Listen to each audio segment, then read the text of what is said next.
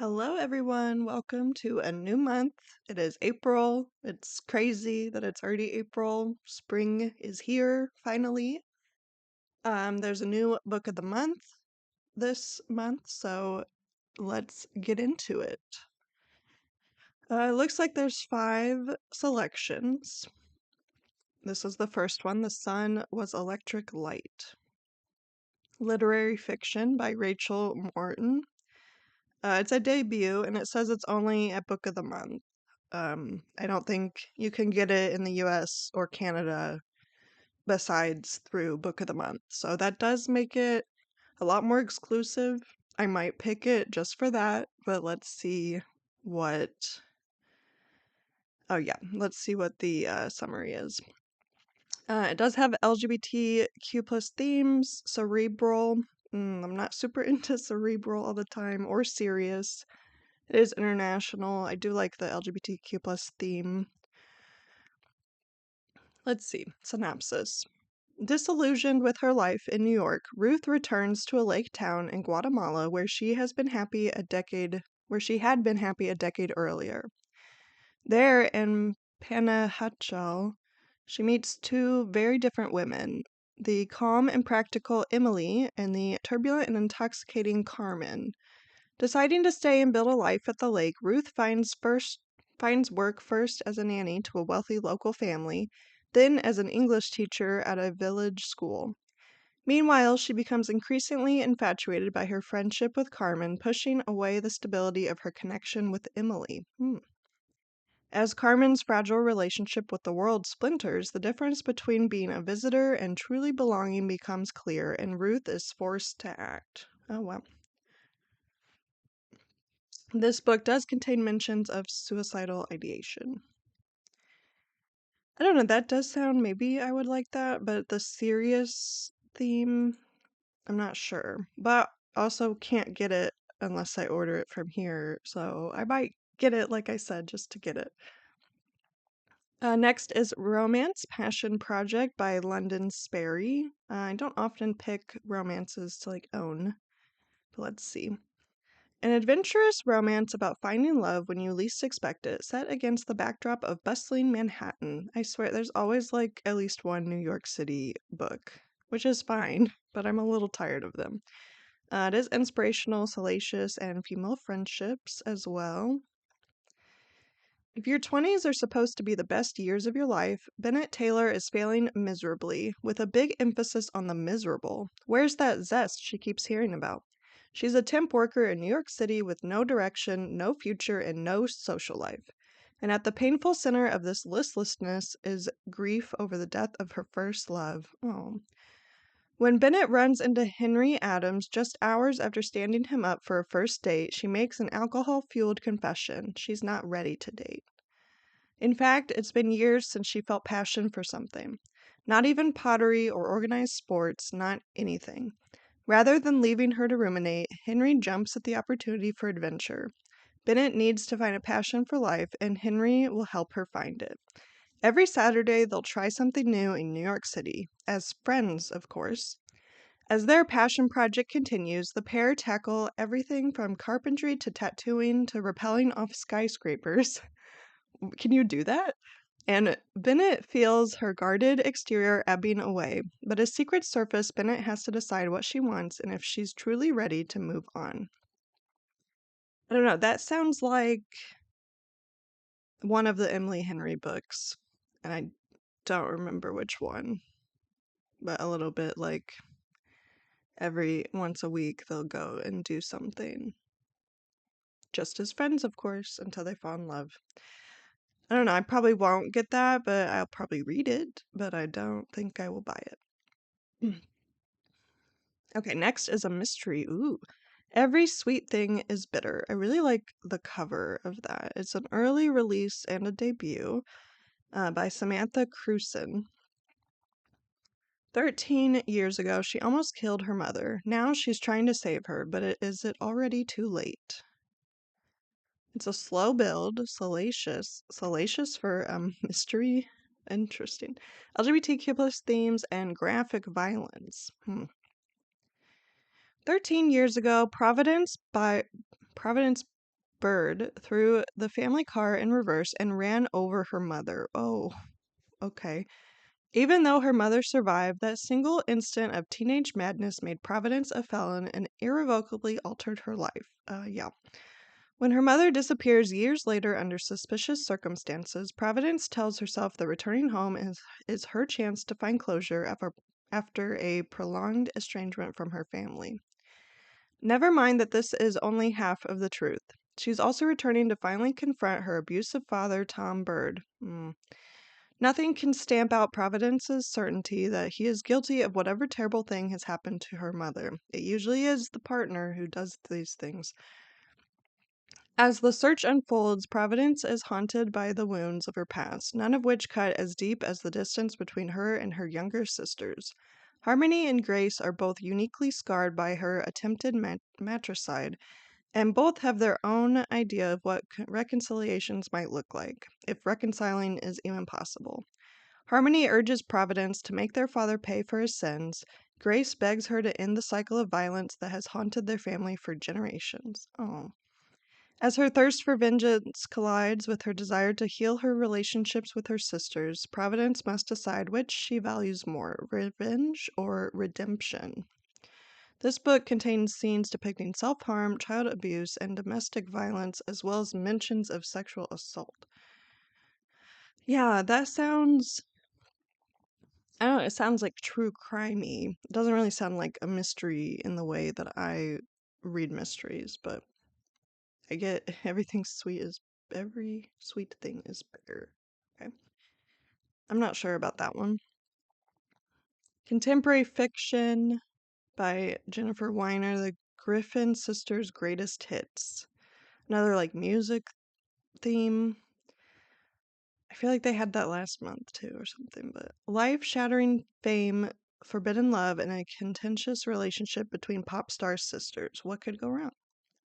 Love Triangle, Music, 2000s, and Salacious. Yeah, I feel like they had the Y2K thing last month too, but okay.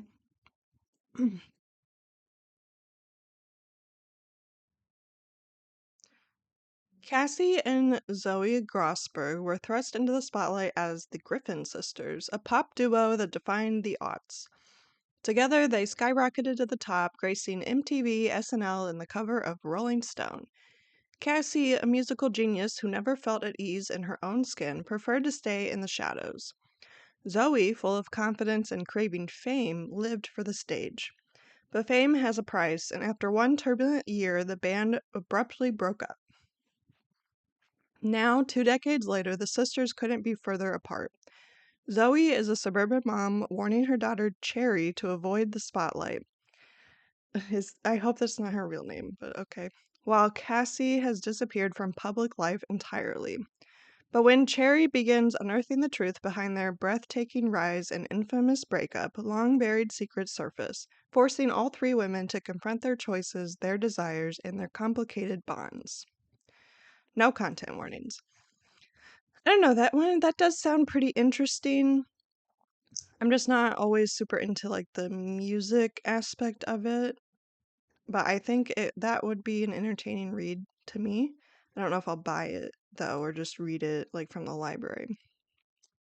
Okay, last option is a historical fiction, 6 Days in Bombay by Alka Joshi. A young nurse travels the world in a quest to unravel a series of intertwining mysteries and clear her own name. Family drama, international, movie-ish, I like that, and puzzle. When renowned painter Mira Novak arrives at Wadia Hospital in Bombay after a miscarriage, she's expected to make a quick recovery, and her nurse, Sona, is excited to learn more about the vivacious artist who shares her half-Indian identity. Sona, yearning for a larger life, finds herself carried away by Mira's stories of her travels and exploits and is shocked by accounts of the many lovers the painter has left scattered throughout Europe. When Mira dies quite suddenly and mysteriously, Sona falls under suspicion and her quiet life is upended. Oh, I guess that makes sense that she'd be suspect number one, but The key to proving Sona's innocence may lie in a cryptic note and 4 paintings Mira left in her care. Oh.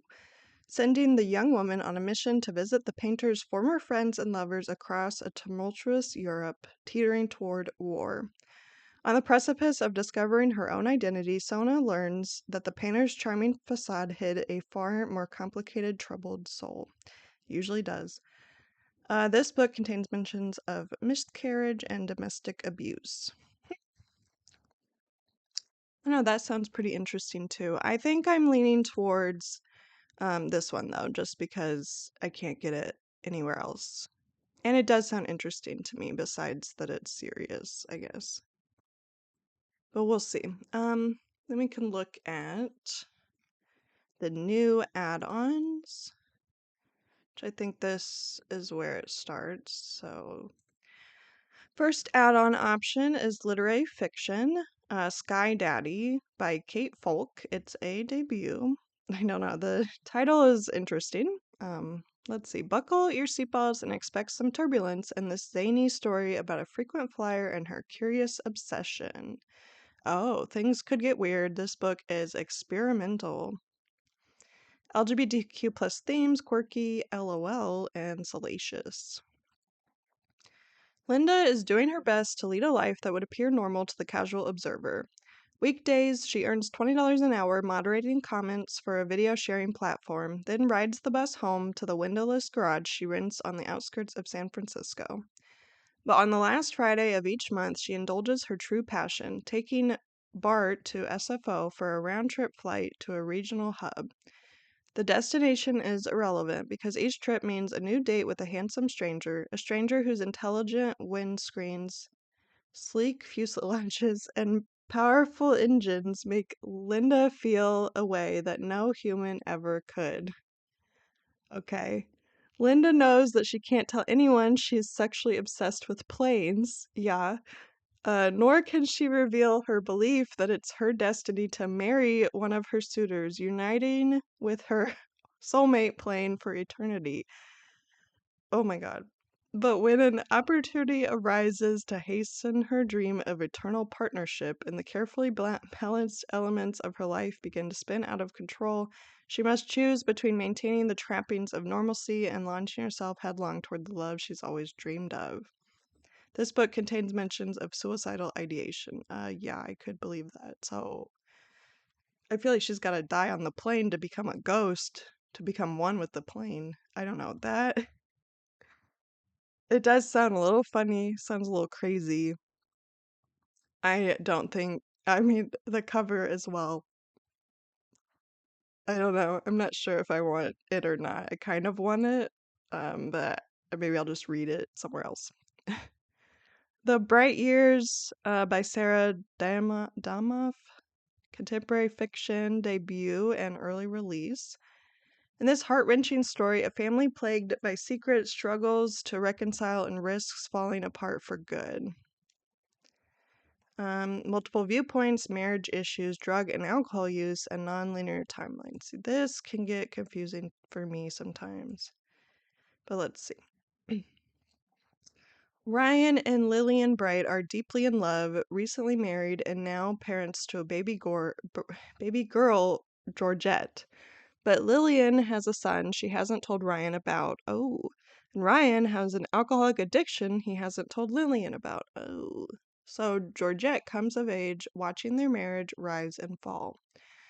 When a shocking blow scatters their fragile trio, Georgette tries to distance herself from reminders of her parents. Years later, Lillian's son comes searching for his birth family, so Georgette must return to her roots, unearth her family's history, and decide whether she can open up to love for them or herself while there's still time. This book contains scenes that depict a miscarriage, domestic abuse, and eating disorders, as well as mentions of suicidal ideation. I know there's a lot of trigger warnings for this. I don't think I'm that interested in this, but maybe you are. Next add-on options, Water Baby by Chioma Okereke, contemporary fiction. A young Nigerian woman must choose between her community and her own ambitions in this atmospheric coming of age tale. I do like the cover a lot too. Inspirational, underdog, international, and nature. She's the pearl of Makoko, and the world is her oyster. In Makoko, the floating slum off mainland Lagos, Nigeria, 19-year-old baby yearns for an existence where she can escape the future her father has planned for her. With opportunities scarce, Baby jumps at the chance to join a newly launched drone mapping project aimed at broadening the visibility of her community.